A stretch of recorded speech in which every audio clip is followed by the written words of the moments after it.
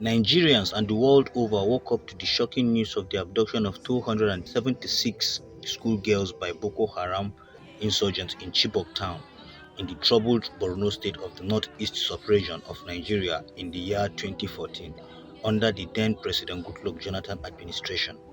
The news of the abduction made a large outcry by prominent global citizens demanding the unconditional release of the abducted girls. 7 years down, about 112 of those girls are still under captivity in their abductors' den. About 80 of the girls have been released after lengthy negotiations between the federal government and the Boko Haram terrorists. Some of them escaped from captivity almost immediately after abduction, while several others have given birth to children to the insurgent fighters, as others were married off. Yet, some of the girls were used as suicide bombers. From April 2014, when the index case of kidnapping of school students was recorded in the country, there have been countless cases of kidnapping ongoing in the nation that are either not reported or underreported by the media.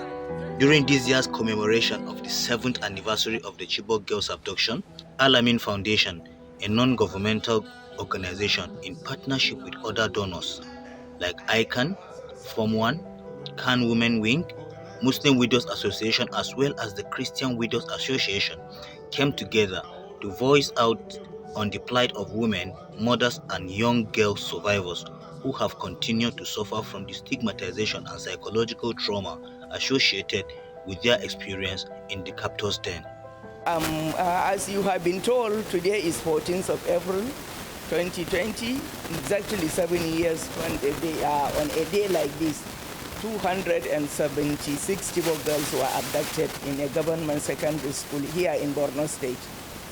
Federal government has in fact made commitments to rescue these girls. 7 years after, up till now, 112 of the girls have not returned. And not only that, in fact, thousands of children in their schools, not only here in Borno and Yobe across the northeast, but across northern Nigeria, are increasingly being abducted. And then apart from the Chibok girls too, to date there is no single day in this Borno state where women, girls, and young boys were not abducted. For the cases in Borno, you don't even hear it, you don't even read it across, even the press do not report. If you are abducted, you are on your own, that's the end of you. Only your relatives can follow up. So for us in this foundation, being women, mothers and grandmothers, we feel even if everybody has zipped their mouth up, we will not. Even for the Chibok girls, many mothers have died. Many of them are living in trauma, pains, and psychological distresses. And then for the other girls who have been abducted and returned, as I told you, even in my small NGO, I have now rehabilitated 876 of such women and girls who are all survivors of Boko Haram abduction. And then I have over 1,200 in our register that they are all survivors. So therefore, we have to keep this on to remind the government and all stakeholders that these girls, the federal government has not lived up to its commitment of rescuing the girls.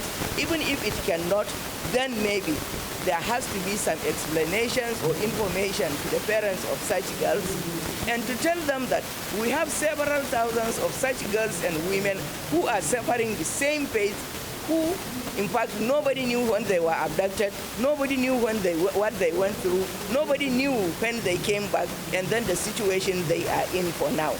Many of them have come back with babies, with pregnancies. Then what is the fate of these babies that these women are carrying? At the venue of the event in Maiduguri, the Borno state capital, parents of the Chibok girls, widows, and freed abductees spoke with a loud voice demanding action from both the federal and state governments, donor countries, and other development partners to stem the rising tide of abduction in the northeastern country, as kidnapping has become a serious security challenge threatening to consume the nation. Bai da suka halarci jarabar Ubangiji har aka kai su wannan daji, kuma Allah ya kara fito da su da rai da lafiya sun zo har suna fidda kansu suna nuna damuwarsu a duniya, da kuma iyayen waɗannan yara waɗanda aka rike su a daji, 'yan matan makarantar Chibok, wanda har yanzu sama da 100 ba su fito mun ga fuskokinsu ko suna wani irin halayya ba a duniya. To a dalilin wannan foundation take gabatar da wannan taro a yau 14 ga watan Afrilu na shekara 2021, ta tattaro mu, ta nemo mu, ta gayyato mu mu fito mu nuna irin damuwanmu da taimakon da za mu iya nema waɗannan 'ya'ya namu da 'yan uwanmu mata wanda suke daji da waɗanda yanzu suke cikinmu. Muka fito muna godewa wannan foundation, and then kira nake wa hukumominmu magabatanmu, kamar yadda mu iyaye da 'yan uwa muka haɗu muna nuna bakin cikinmu na rashin zuwan waɗannan 'ya'ya da kuma farin cikinmu na zuwan waɗannan 'ya'ya, amma har yanzu su da suke cikinmu ma suna bukatar taimako. Mu yi wa Allah, mu yi wa Annabi, mu duba rayuwarsu, mu duba irin namu yanayin. Mu ma kamar yadda ita a shugaban wannan foundation ta furta, ba mu fi karfin mu dandani wannan dandanon azaban ba, illa iyakan Allah ne ya kare mu, bai sa mu ciki ba. Kuma Ubangiji Allah ya ci gaba da tsare duk bayansa, mazanmu da matanmu, ga barin shiga irin wannan hali. Amma muna fatan za mu nemi taimako a wajen Allah, kuma muna neman taimako a wajen shugabanni fi sabilillah, su fito su agaza mana, su taimaka mana, su ceto mana irin waɗannan matanmu da mazanmu da samarinmu, 'ya'yanmu da aka kwashe suna can a kulle a daji har yanzu, a dawo mana da su cikinmu. Waɗanda suka dawo kuma a nuna musu rayuwar walwala, a ja su jika, a taimaka musu, a bude musu hasken ci gaba da rayuwar duniya. In Allah ya yi lokaci, insha Allah su ma za su zo su zama shugabanni a ƙasa, su ma iyaye ne. Waɗannan 'ya'ya da suka zo mana da shi kuma mu rike su tamkar 'ya'yanmu ne, kada mu sangome su, mu taimaka musu, mu tallafa musu. Kuma muna kiran sojojin Najeriya su ma su yi wa Allah, su yi wa Annabi, su ji tausayin waɗannan mutane waɗanda suke shigowa hannunsu. In sun fito daga hannun Boko Haram sun zo wajensu, su ɗauka cewa a ce 'ya'yan nan da suka dawo wajenmu, in an ce 'ya'yan cikinmu ne fa, in an ce matanmu ne fa, in aka ce iyayenmu ne aka sace su aka kawo aka sa su amana a hannunmu ba, su ba su duk irin taimako wanda gwamnati ta ce su ba irin waɗannan mutane. Kada su nuna musu tsangwama, kada su nuna musu azaba, kada su nuna musu yunwa da kishirwa. A rike su, a tallafa musu. Subhanahu wa ta'ala ya taimaka mana gabaki ɗayan mu. Duka a cikin sunan Ubangiji mu Yesu Kristi, muna ɗaukaka Allah Ubangiji domin rana kamar haka. Muna kuma godiya ga Hajiya baiwa da Allah Ubangiji yana aiki da ita. Ta sha aiki nan tun lokacin da aka soma Boko Haram bai nisa ba, tana kan ayyukan haka. Muna mitin tare, domin gode mata da foundation nata da suka gayyato mu, muka hada kai muka yi planning wannan program. Ina sane da lokacin da wayannan suna magana nan, ɗaɗɗaya ne wanda hawaye bai fita musu ba. To, ‘yan uwa, bari mu ci gaba da addu'a domin Allah Ubangiji ya yaye mana wannan wahala a ƙasar nan. Mu roki Ubangiji ya taɓa zukatan wayannan mutane a jeji, domin sai Allah kaɗai ne zai iya yaye mana wannan wahala. Muna karfafa ku ‘ya'yanmu da suka fita, Ubangiji zai karfafa ku, Allah Ubangiji zai tanada muku. ‘Yan uwa, abin yana da zafi. Gwamnati suna nan a zube, ba za a iya lissafta ba, da 'ya'yansu a zube. Domin wannan ana taimaka, amma abin kamar drop in the ocean ne. So muna roko har yanzu, kada masu taimako su gaji, a sa hannu, musamman waɗanda suka fita ba gida ba kome ba wannan. A yi kokari kuma waɗanda suna waje nan. Gaskiya, if one can imagine kana cikin jeji nan, sai abu ya sa mutum kuka, amma ba abin da ya fi kafin Allah. Sai dai muna roko dukanmu, domin in mun zauna muna ta mugunta da sauran abubuwa, Allah ba zai ji mu ba.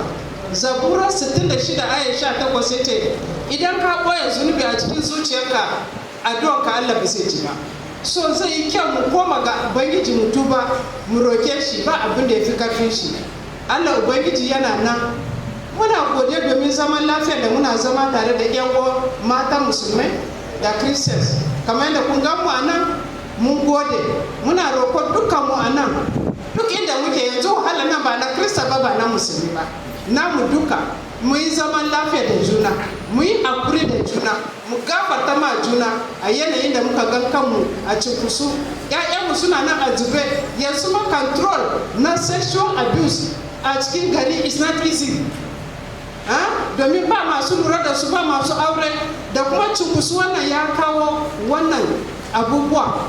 Za a samu yara an haihu yau, an haihu gobe, ba menene. Ubangiji ya yi mana jin kai a Borno State. Ubangiji ya taimake mu.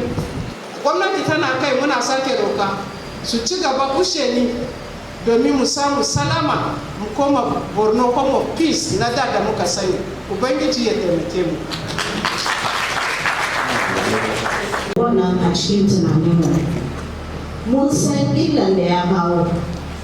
Na ba da gaskiya muna kan addu'a, muna kan bege cewa rana ɗaya Ubangiji zai ɗaga mana, zai cire mana wannan. Akan wannan yanayi na gane akan cewa ba yawan damuwa shi ne yake maganta mu ba, amma dogara mu ga Ubangiji. Zabura 121 ya ce daga ina taimako na yake fitowa, daga wajen Ubangiji kaɗai. Yanayin da mun samu kanmu ya gaya mu akan gaskiya ne, in ba Allah ba wanda zai iya taimake mu. Da kuka yana gamawa, ina ba da gaske da yanzu abubuwan mu ya tsaya. Don ni a gefe mu na matan Krista, na san lokacin da mun yi kuka, mun yi addu'a, mun ki cin abinci, mun nuna bakin ciki, amma ga shi yadda yake. Ina roƙo ‘yan uwa, wannan batin bai wuce ba. Roƙo ta musamman, mu ci gaba da addu'a, mu yi abubuwan da ‘yan uwa sun faɗa. Babban shi ne bari mu yi kyama da abubuwan da ba shi da kyau. Don ko mun kwana muna roƙo in zuciyarmu har yanzu na cike da mugunta, ina ga addu'ar mu zai yi wuyan ansawa. Ina kuma roƙo ta musamman, mu ba ma ita wannan ‘yan uwa Hajiya taimako ga abun da ta rige ta fara. Gaskiya in mun samu haɗuwa da wayannan, ina ji ba za mu iya barci ba. Akwai programs da yawa, amma abun da ya sa na sa wannan da muhimmanci a rayuwa shine haɗuwa da wayannan. Matan nan tana kokari. An yi ta roƙo masu gwamnati, ba na so ku sake rikici, amma yanzu yana roƙo ma 'yan uwa individual. Bari kowace yi playing kwatanta inda za ki iya ki taimaka, mu gina akan wannan kyakkyawan abin da 'yan uwa ta fara. Na ba da gaskiya Ubangiji zai ji mu kuma zai taimake mu. 'Yan uwana wanda sun samu kansu directly involved, ina yin roƙo bari Ubangiji ya ci gaba da tallafa muku, bari ya ci gaba kuma da karfafa ku. Mu kuma duka bari mu ba su goyon baya. Na yi wannan roƙo da ban gaskiya Allah zai taimake mu a cikin sunan Yesu shi ne mai ceto. The survivors, while recounting their experiences in abduction, stated that there are thousands of women, girls, and children who have been abducted by the Boko Haram terrorists, and the government is not talking about them, probably because the abduction was not brought to limelight like the Chibok girls. They said several of those innocent Nigerians are suffering untold hardship in the various camps of the Boko Haram, while others have babies arising from the sexual abuse they suffered from the terrorists.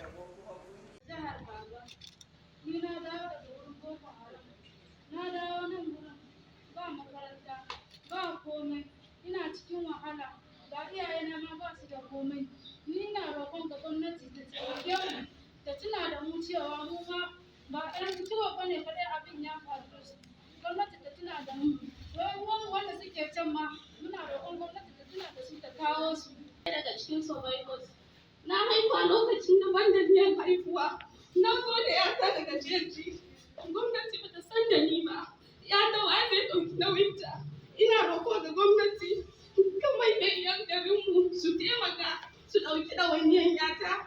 Su an so mana wasu 'ya'yanmu daga jeji saboda suna ƙara haihuwa. Ni ɗaya ma na rasa ya zan yi da ita balle wanda suka haihu. A taimaka gwamnati ta taimake mu ta ji kukanmu. Allah sa gwamnati za ta ji mu. Mun gode. In 2021, Chibok Girls Commemoration Day was therefore used as a platform to call on the government to live up to her responsibility of providing security to her citizenry while also ensuring the release of all abducted women and children across the nation, not only in Borno or the Northeast, as, according to Hamsatu Alamin, anything short of this is a failure on the part of the government, and families will continue to demand the whereabouts of their loved ones until the government fulfill her promise of protecting her citizenry. And then for the federal government, in 2014, all over the world have come to render assistance to make schools safe. The federal government in the same year declared the Safe School Initiative. And then 1 year after, the federal government declared the Safe School Declaration. And now it is 7 years. So where are these? And then believe you me, education is a human right.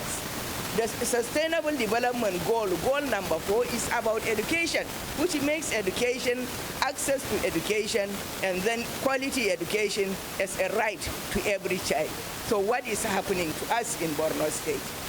And then in 2017, the federal government, in a voluntary review to the United Nations, has even acknowledged the challenges and said, while 78% of children in Northwest can read at least or write half a sentence, only 70% in the Northeast can read. So therefore you can see the kind of things we are talking about. We are calling on the federal government now to intensify, because we are living in a national emergency. In fact, for the abduction, sexual abuse of women and girls, and then abduction of school children, in fact, a national emergency has to be declared in Nigeria, because we are playing with human lives.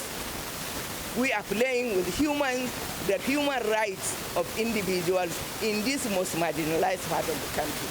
So this is the essence of our this thing here.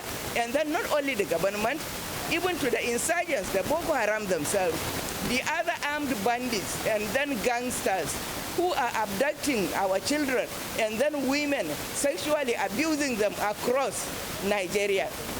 I am calling on them on behalf of all women as a mother and grandmother to please, we are appealing to their humanity to release all those women and school children in their captivity, bring a stop to abduction of children in our schools, and then embrace dialogue and then end this violence so that peace can be restored in our country.